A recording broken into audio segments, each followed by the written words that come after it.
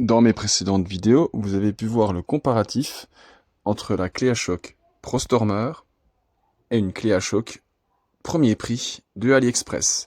Visuellement, elles sont relativement identiques, mis à part quelques bricoles.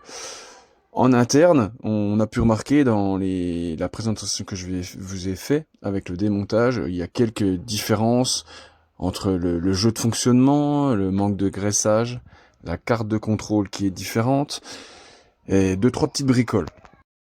Sinon, ça reste des machines extrêmement similaires, comme vous pouvez constater, mis à part la couleur.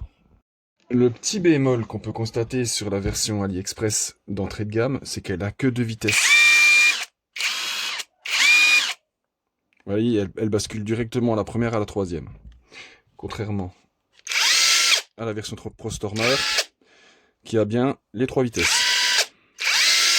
Alors ce que nous allons faire, j'ai une carte comme ça, plus qualitative, qui a 2 condensateurs, et nous allons la mettre dans celle-ci.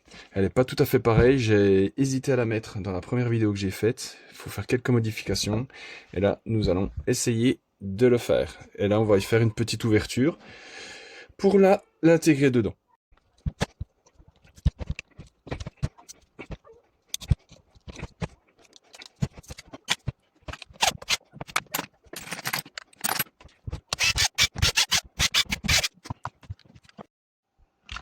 Voilà, j'ai réussi à l'ouvrir. Vous avez vu, j'ai galéré comme un gogol pour arriver à défaire le bout de plastique devant. Ah, comme ça m'a pété les couilles.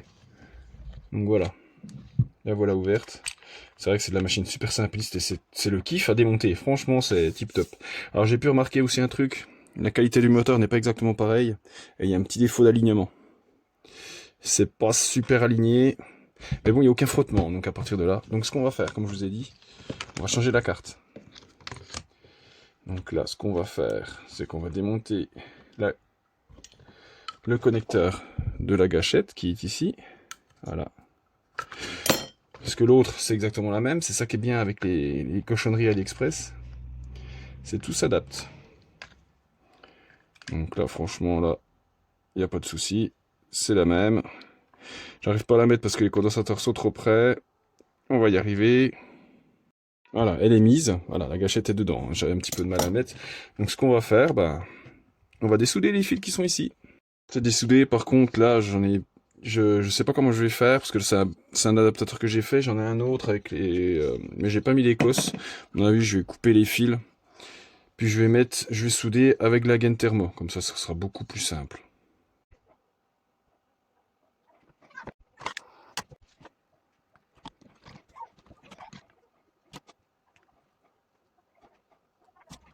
La partie soudage est terminée, et là, il va rester la partie finalement la plus complexe, c'est-à-dire de placer la carte comme il faut, parce qu'en fait, elle est plus épaisse, et ça passe pas avec le bouton. Et là, faut pas que je me loupe, parce que je vais devoir couper le petit bouton là, de manière à pouvoir faire rentrer ça correctement. Je vais devoir faire des retouches dans l'alu, ça passe pas dans la carcasse, je galère de ouf pour l'intégrer dedans. Je vous avoue que c'est très galère à rentrer dans la carcasse, c'est extrêmement serré, parce que normalement il n'y a pas de carcasse alu. Donc j'ai bourré comme un mort, j'ai tout redessoudé les fils. Donc ce que je vais faire là, c'est qu'il faut que je trouve la bonne profondeur pour le bouton, pour que ça appuie comme il faut. On met la carcasse à blanc, ça force un petit peu, mais normalement ça devrait aller. Maintenant je vais ressouder les fils. L'adaptation de ce type de carte c'est vraiment pas simple, parce que là j'ai dû couper aussi les bords ici, parce que ça tape dans la carcasse, parce que les connecteurs sont pas exactement au même endroit. Et maintenant on va remettre la gâchette, là j'ai coupé un petit bout ici en espérant que ça aille. Alors, si on tient bien, on entend le petit clic, normalement ça devrait être bon. Allez, on essaie de remonter la carcasse.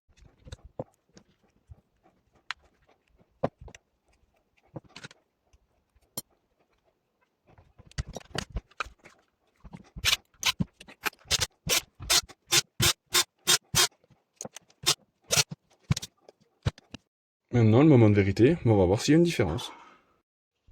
On a bien le petit clic, impeccable. Donc là, le test, est-ce que nous aurons bien les 3 vitesses?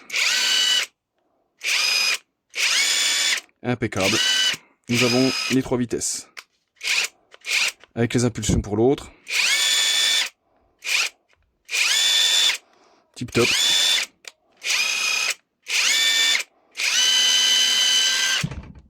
Nickel. Donc là, on va se mettre en petite vitesse. Moyenne. Grande. Ça va, elle a de la patate. Le changement de carte n'était pas nécessaire, mais je voulais voir si c'était possible de l'adapter. Alors moi je vous le conseille pas parce que c'est un petit peu chiant, faut faire un peu de découpe à l'intérieur avec la carte. Mais bon, sinon, ça reste une machine maintenant du coup avec 3 vitesses. Mais par contre, c'est 3 vitesses pour le serrage et non le desserrage.